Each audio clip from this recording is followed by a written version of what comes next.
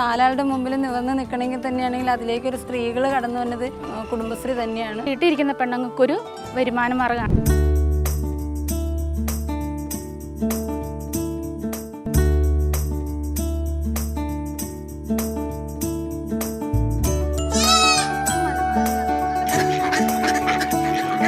പൂത്തൃക പഞ്ചായത്തിലെ 8ാം വാർഡിലുള്ള മഹിമ കുടുംബശ്രീയാണ്. JLG കൃഷി ഗ്രൂപ്പാണ്. ഞങ്ങൾ 5 പേര് കൂടിയാണ് കൃഷികൾ ചെയ്യുന്നത്.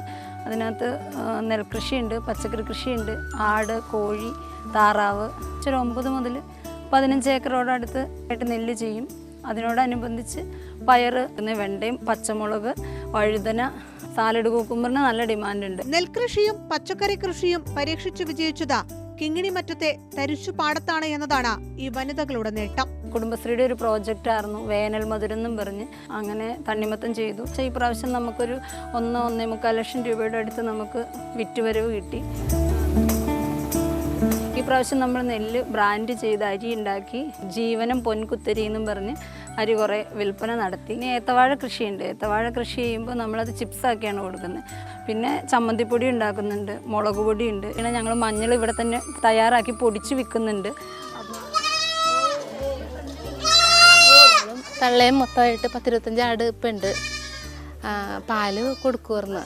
അങ്ങനെ ആട്ടുംകാട്ടും പുറത്ത് കൊടുക്കും. ആടുകൾ വളർത്തൽ സന്തോഷമാണ്.